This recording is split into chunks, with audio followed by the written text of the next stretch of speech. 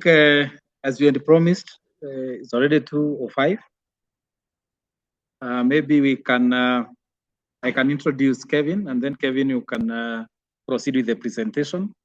So very briefly is that Kevin Maina is an agricultural and development economist with a PhD in agricultural and developmental economics from the University of Bonn. He has over 10 years of experience in research and development, and he has a lot of expertise in impact evaluation, behavioral and experimental economics. He has worked with international institutions such as IRRI, World Vegetable Center, and currently he is with EfD Kenya as a postdoc, working on a project we call Scope, basically focusing on issues to do with e-waste and textile waste management in Sub-Saharan Africa. So that's a very high introduction about Kevin. Please, Kevin, the floor is yours. Proceed. Thank you.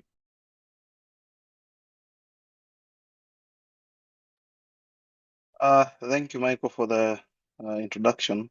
My name is Kevin, and for today's presentation, I'll be presenting one of the chapters from my PhD, which was looking at the gender, time, and resource implications of improved herd health management using the Kenyan dairy systems, together with my colleagues from our supervisors. Okay.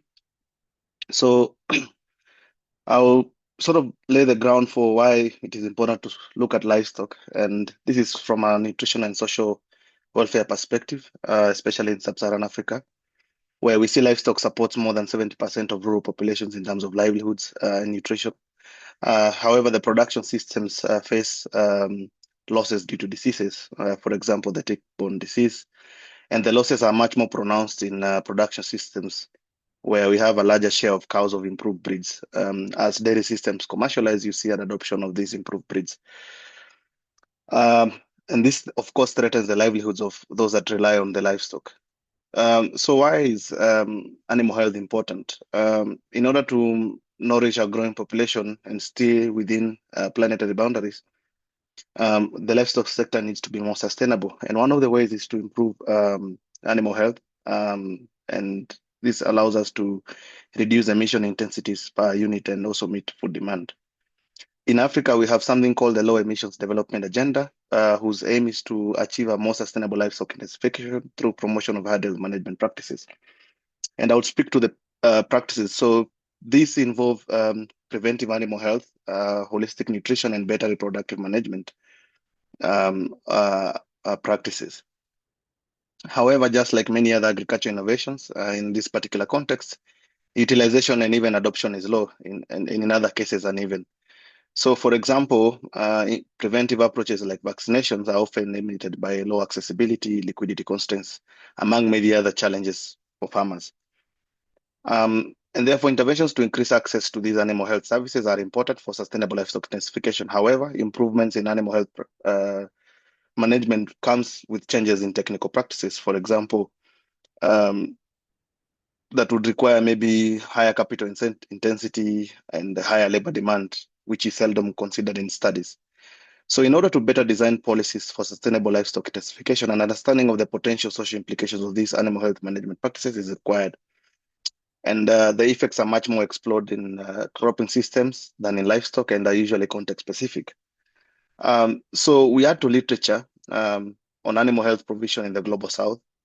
And we also add to literature on gendered implications of emission-efficient agriculture development by answering the following central question. How do activities related to better health management affect female and male dairy farmers, including their time devoted to agricultural activities and their access and control over productive resources? So we carry out this study in 3 counties in Kenya. That's Elgeyo Marakwet, Uasin Gishu, and Nandi, which are considered sort of like pre-commercial production zones, and where we have prevalence of these production inefficiencies. So we select farmers through a multi-stage sampling approach. We consider dairy cooperatives because this is mainly the model within which farmers market their milk. And then we end up with a sample size of 578 farmers. Please note that this is a follow-up survey of other initiatives being carried out in the particular region. And this survey was conducted somewhere towards the end of the last quarter of 2023. So One of the key variables we consider, these hard head practices, I talked earlier on of preventive animal health. So some of the practices that are under that, we consider deworming, routine vaccination, and tick control. And then we have the holistic nutrition. So this is the integration of commercial dairy meal and mineral blocks for animals. And then better reproductive management. In this case, you'll hear me talking about AI, not the artificial intelligence, but artificial insemination. And then for time use, we consider self-reported family labor in dairy-related activities by the primary adult male and female for the last 12 months preceding the survey. This involved, first of all, identifying whether households participated in any dairy-related activity in terms of family labor. And then you identify the activities they participated in, hours dedicated to it. And then we computed it at annual level and divided it by the number of weeks in a year, which is 52. So I would be reporting the results using weekly labor hours. And then finally, when it comes to issues of women empowerment, we considered some questions on decision-making and control from the Women Empowerment in Livestock Index tool that has been developed with the very elaborate tools for livestock systems. So we have two analytical approaches. One is a censored regression to understand the relationship between hard health management practices and women's and men's time use. So with this, we have a number of hypotheses. One is, first of all, that adoption of improved hard health management practices is positively associated with the time use on agricultural activities by female household members. The second hypothesis is that we hypothesize that the adoption of these practices is also positively associated with time spent by male members. And then for the second hypothesis that for men, the additional time required for the hard health management practices is larger under open grazing systems compared to confined systems. And for women, the additional time requirement is smaller under grazing systems compared to confined systems. And then for a second analytical approach, we use a multinomial regression to assess how adoption of hard health practices is associated with women's involvement in different decisions and asset ownership. So the assumption is that there is a negative association between women's control and access to household livestock assets, and also decision-making power related to dairy farming and incomes. So we move to the results.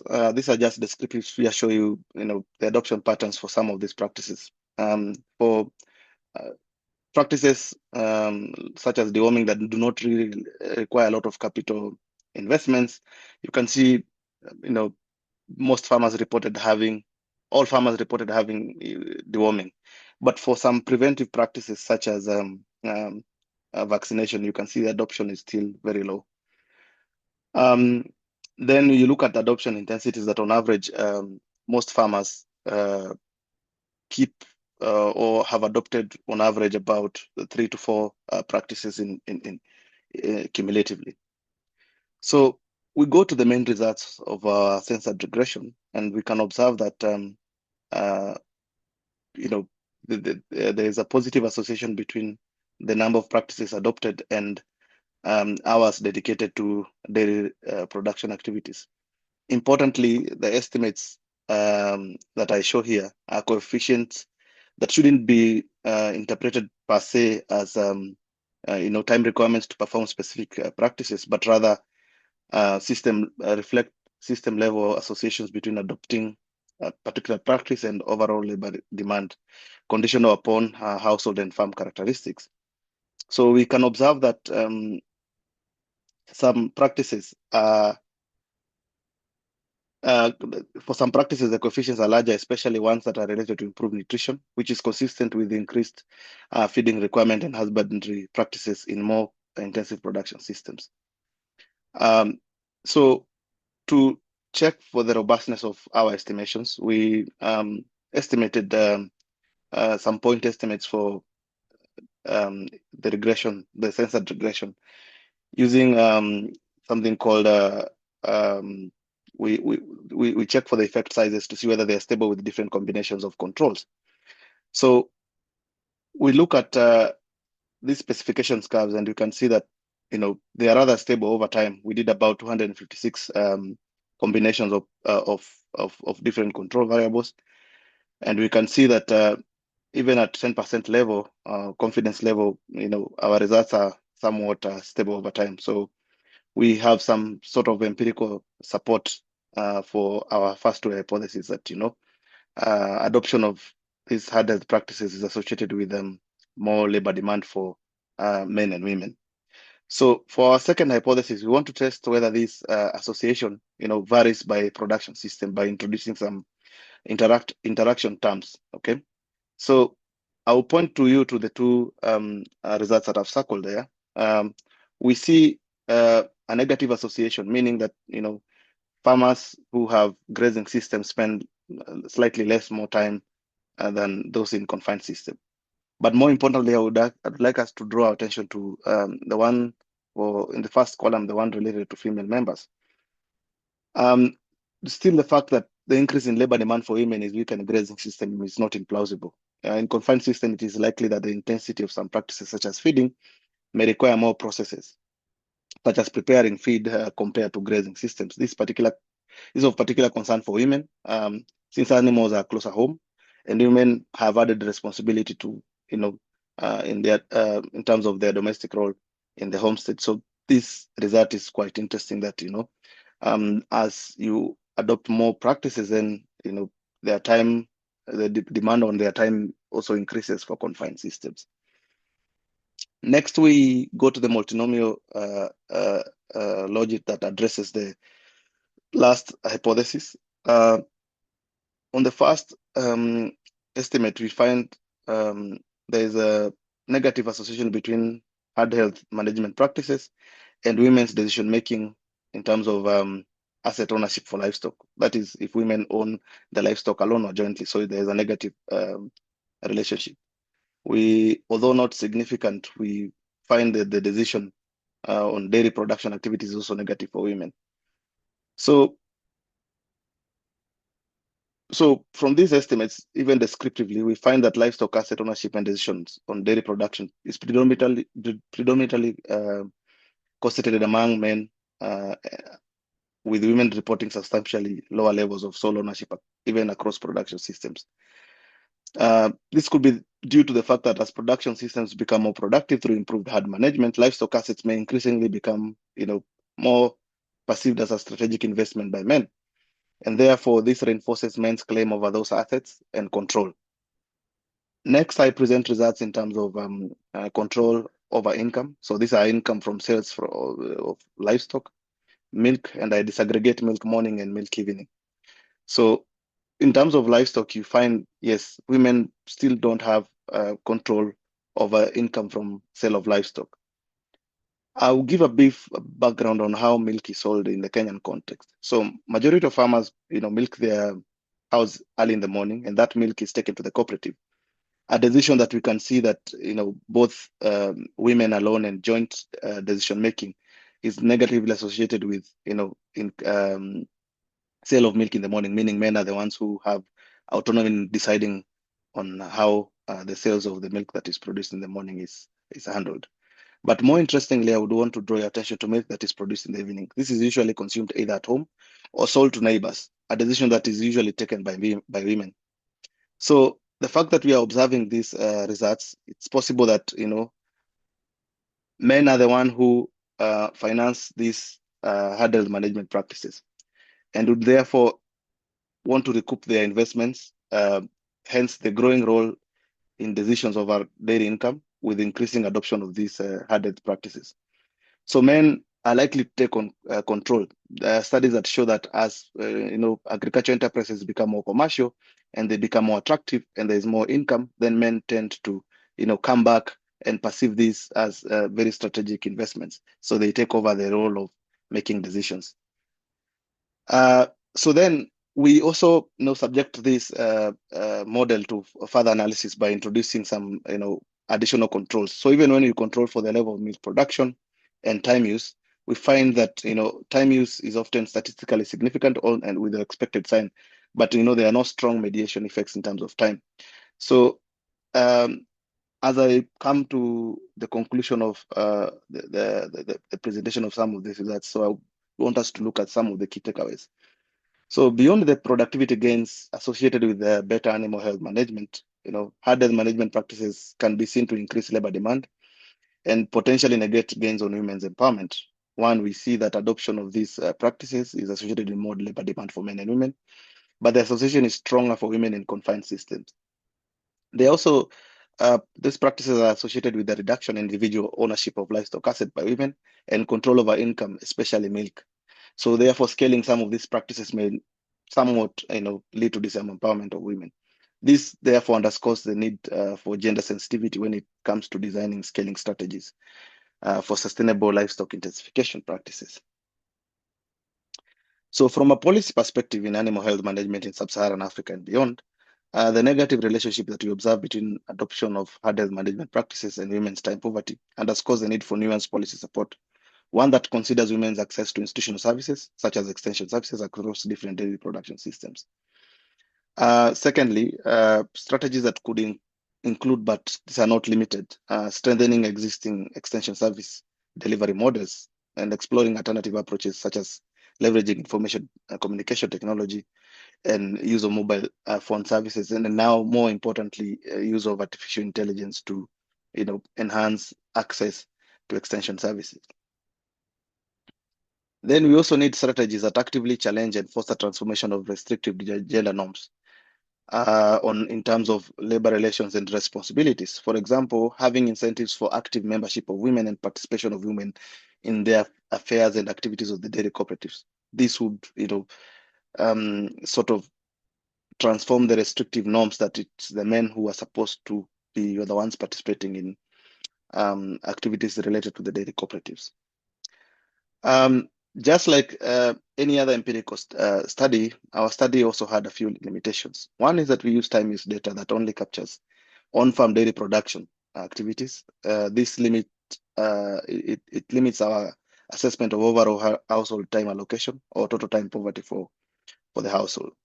We also use observational data that it only identifies condition associations, and therefore we might not claim causality. And we also rely on self-reported recall data from single farm visit. It might not capture accurately seasonal variability of how labor and time is spent across seasons.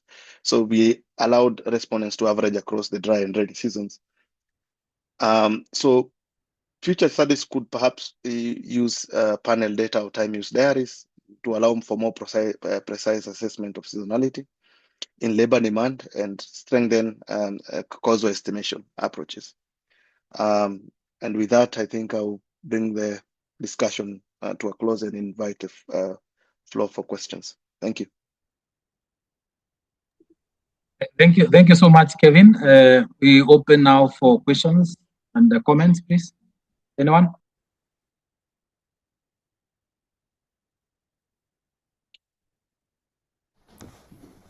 Is this a speaker? Yeah.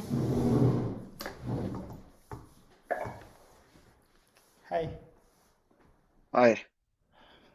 Thank you, Kevin, for your presentation. It was really interesting, and the study is also very interesting to follow.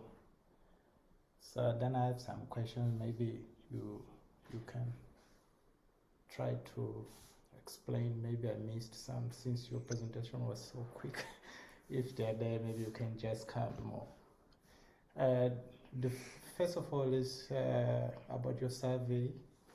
Who have you targeted at the household level?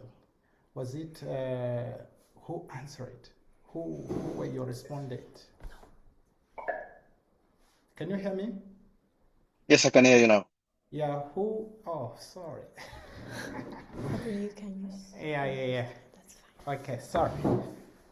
Yeah, I say my first concern. I just wanted to understand from you who were your respondents at the household level. Was it like anyone at their household? Was it the head of the household? And I think then I have a follow-up question depending on how we are going to answer this one. Can you quickly maybe say something about the survey? Okay. Perhaps I didn't highlight this. I was mindful of the timing. So the idea or the intention was to interview the household head or the spouse. And the reason for this, and we would always aim to ask these time use questions and decision questions to both separately to allow for more, independent expressions of these answers. So in most times we would aim to, if the spouse is present, then you would have to ask that question and then request that you speak to maybe the head of the household on phone for those specific modules on labor use and time use as well.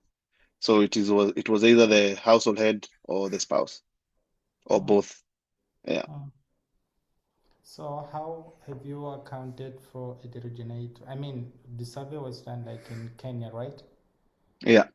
And in terms of household headship in Kenya, what is the share? Is it like, for example, from my experience from South Africa and Mozambique, more than 8% of households they are men-headed.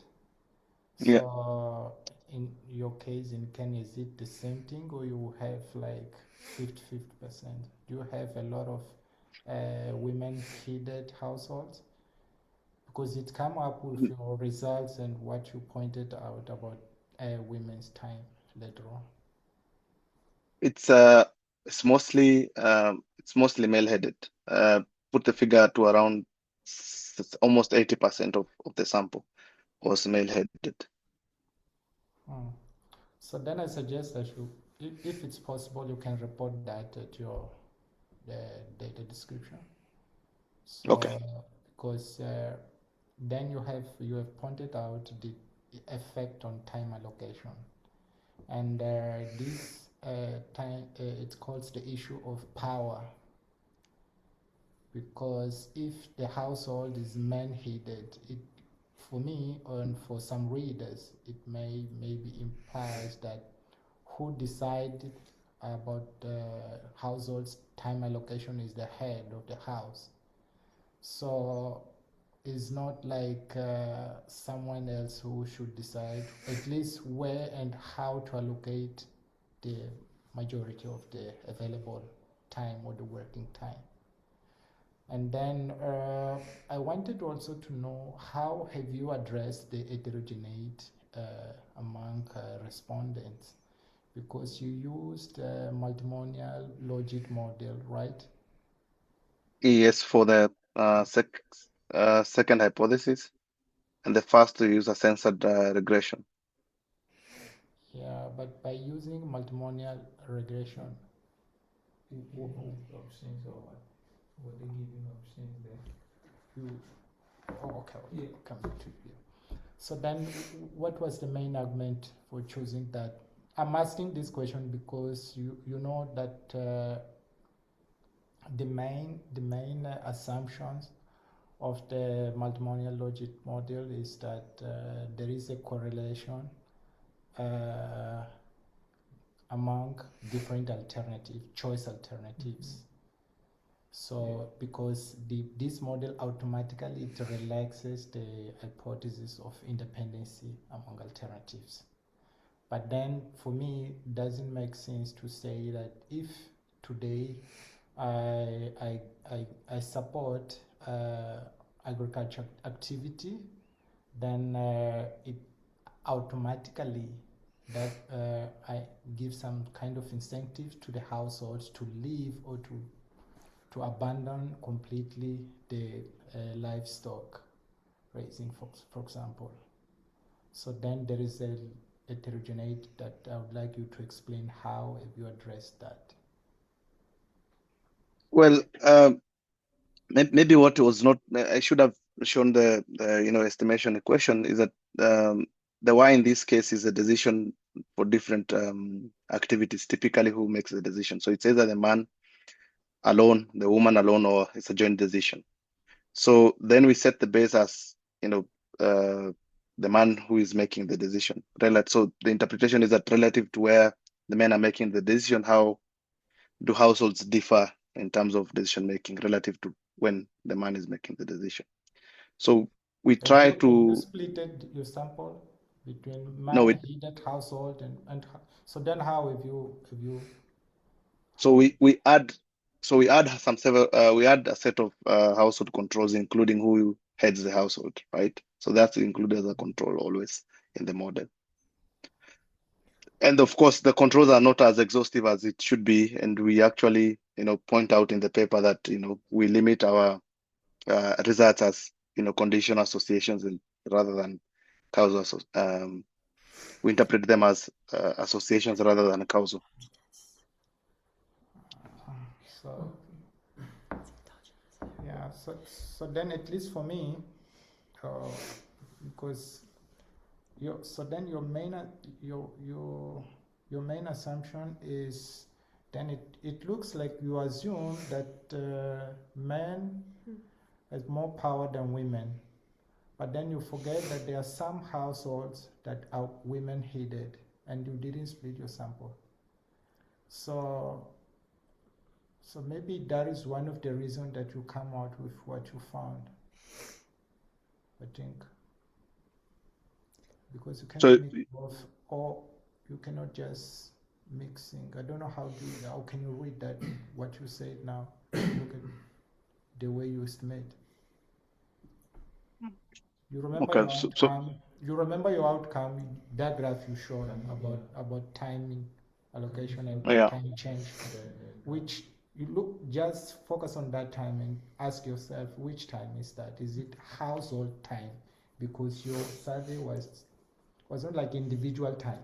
It's not like I'm the respondent, but I'm responding on behalf of my family, not my own. Do you get it? Yeah. So you see, the target sample was for the time use. Maybe just to remember, there are two sets of questions here. There's one that looks at time, and then there's one that looks at decision making. So in that particular module, the person, say for example, did any of the household members, the primary, specifically the spouse and the household head, did they participate in any day-related activities? So the answer is yes. So a specific person would answer to which activities they themselves participated in the dedicated hours they spend on that. So the responses in terms of time is individual. But but always when we're estimating the model, we control for these other household characteristics. So then in this case, I think you have to change because the way you sell your paper, you sell it like you are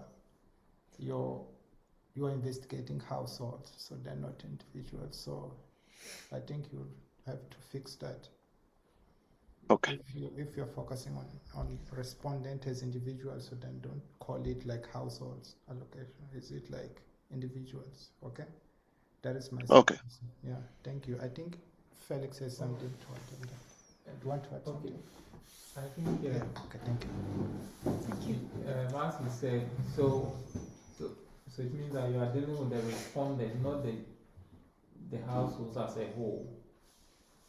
If I get you right.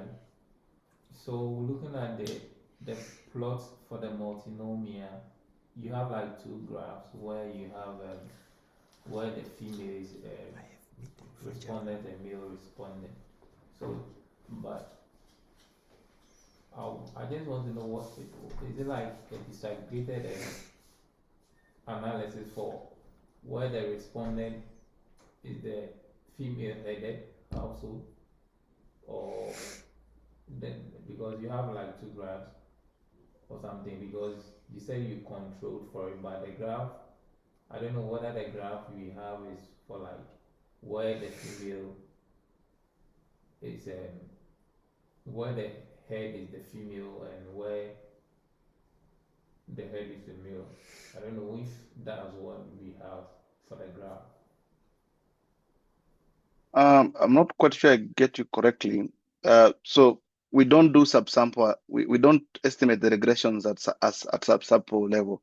We use the household the status of the household head, whether it's male headed or female headed, as a control when we are developing that particular graph.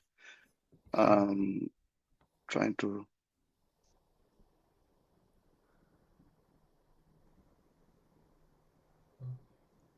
Yes, we control for the gender of the household head. always, but we don't do a subsample assessment because that would require another step of analysis to compare whether they are, statistically different from each other. So it's like you were just changing the base, like when this is the base, when the female is like one is a base and one is the other. I don't know. You The base is a dummy variable for that. it's categorical, so it's either the decisions are, say for example, the first question is, livestock ownership. It's whether the man owns it, the woman owns it alone, or it is joint. Then we set the male ownership as a base. Okay. Yeah. Thank you. All right. Thank you.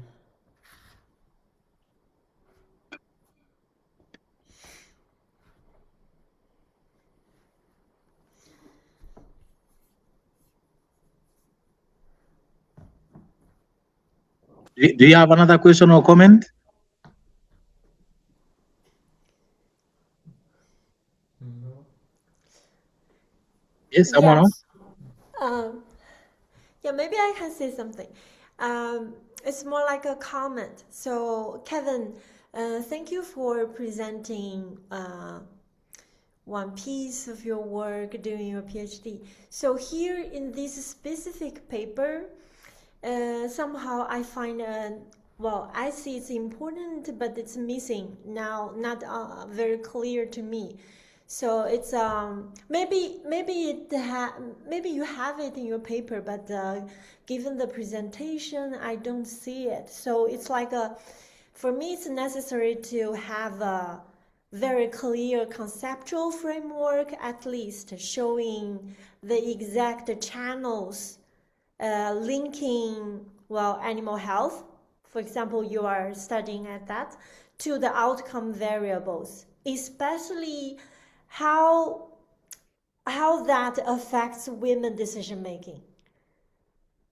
So with these channels framework, then you dig into more details by showing how you did the survey, like the respondents, and also that would also explain to the questions that Jose raised. So why it is different in the male-headed households and why it's another story that's different in female-headed households. So because this to me, whether this household is male or female headed, it seems to me like very endogenous to the decision making on, for example, improving animal health and also asset ownership between women and men in the household. So try to give the readers of the paper a very clear conceptual framework by showing the channels. Okay. Yeah. So maybe we have more questions from online.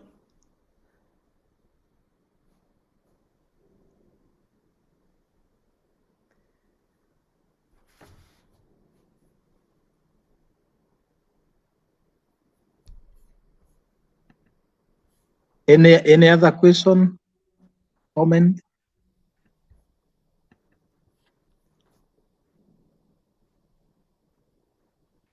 So I think if there is no any other question or comment, maybe should we end the meeting now? Yeah, thank you. Thank you, Michael. All right. Thank you so much, everyone, for participating in this meeting and for creating time to attend the meeting. Once again, thank you. And Kevin, thank you so much for a wonderful presentation. And I wish you well. Bye-bye for now. Bye. Bye. All right. Bye-bye.